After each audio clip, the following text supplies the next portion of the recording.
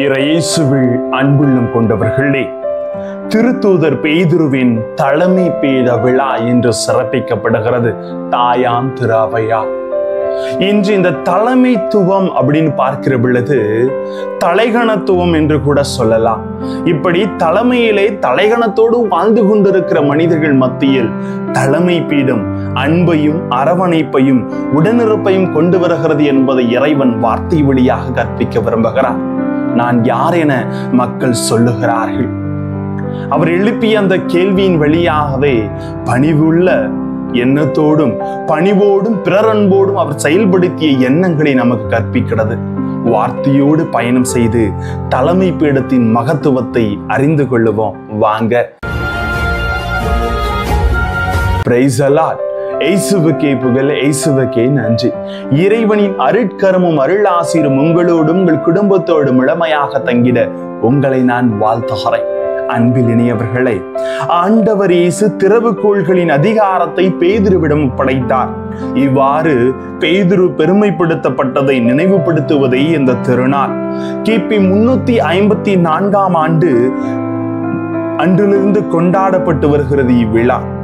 அவர் எப்போது ரோமைக்கு சென்று தலைமை பொறுப்பேற்று நமது கிறிஸ்துவ மதத்தின் முதல் இறை வழிபாட்டை நடத்தினாரோ அதைத்தான் நாம் இந்த நாளில் நினைவு கூறுகிறோம். இது நமது ஆண்டவர் இயேசு விண்ணேற்றம் அடைந்து 11 ஆண்டுகளுக்கு பிறகு நடந்தது. இத்திருநாளை கொண்டாடுவது மூலம் பேதுருவுக்கு வணக்கம் செலுத்துகிறோம்.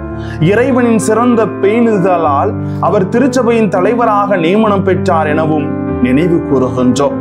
ஆண்டவர் இயேசுவை திருச்சபையின் முதல் ஆயராகவும் புனித பேதுருவை 2ஆம் ஆயனாகவும் நாம் கொண்டாடுகிறோம்.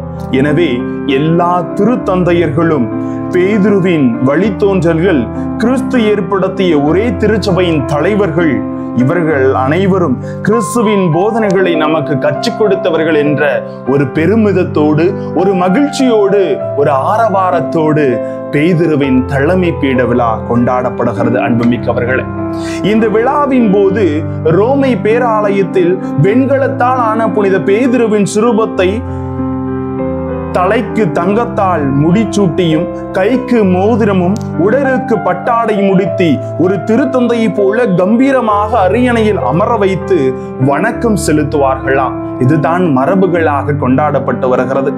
அரியணையில் அமர வைத்த இவர் எப்பேற்பட்டவர் என்று பார்க்கிற பொழுது பெரிய அரச குடும்பத்தில் பிறக்கவில்லை. மாறாக ஒரு ஏழ்மையான பகுதியில் கலிலேயாவில் சாதாரண மீனவ குடும்பத்தில் பிறந்தவர். படிப்பறிவு அற்றவர், மீன்பிடி தொழிலை செய்தவர். ஆண்டவர் இயேசு அவரிடம், அஞ்சாதே, இன்று முதல் நீ மனிதரை பிடிப்பவர் ஆவா என்று சொன்ன அன்று முதல் இன்று வரை திருச்சபையை வழிநடத்திய ஒரு திறவுகோல் என்பதை நாம் அனைவரும் அறிந்து கொள்ள வேண்டும். அன்பார்ந்தவர்களே, திருத்தூதர்களும் அபூர்வமான அதிகாரத்தை கொண்டிருந்தார். மற்றவர்களின் பாவங்களை மன்னிப்பது, திருமுழுக்கு கொடுப்பது, மற்ற அருட்சாதனங்களை நிறைவேற்றுவது, எல்லாவற்றையும் கடைபிடித்து கற்பிப்பது.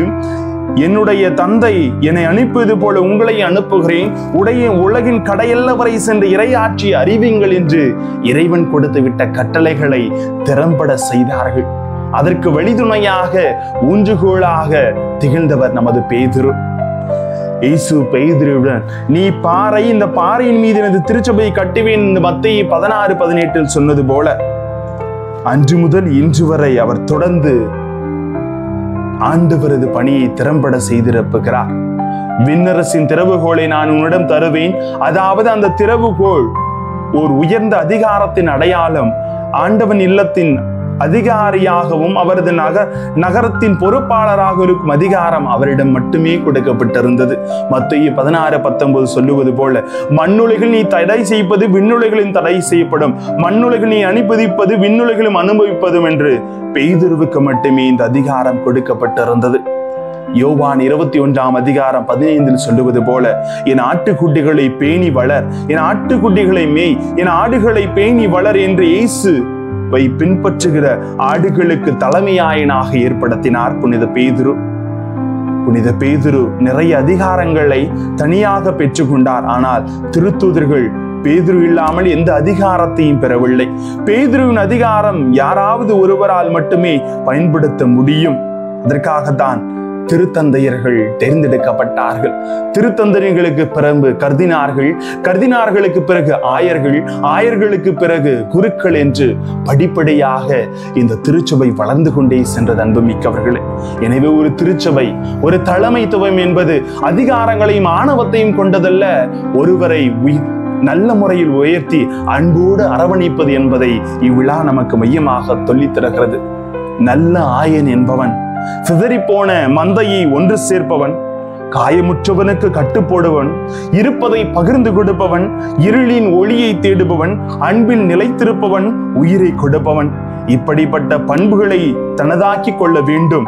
இறைவன் பிள்ளைகளாகி நாம் அனைவரும் ஒரு குறிப்பிட்ட பணியை மேற்கொள்ள, வழிகாட்ட, ஒன்று சேர்க்க ஆயனாக, தலைவனாக, வழிகாட்டியாக அழைக்கப்பட்டுள்ளோம் என்பதை ஒருபோது நாம் மறந்துவிடக்கூடாது.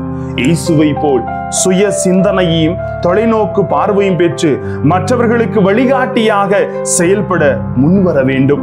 புனித பேதுருவை போல இருப்பதை கொடுப்போம், பிறருக்காக நம்மையை இழப்போம், கிறிஸ்துவுக்கு சான்று பகுவோம் என்ற உறுதிமொழி கொண்டு நாம் அவரது பிள்ளைகள் என்பதை எடுத்துரைக்க வேண்டும்.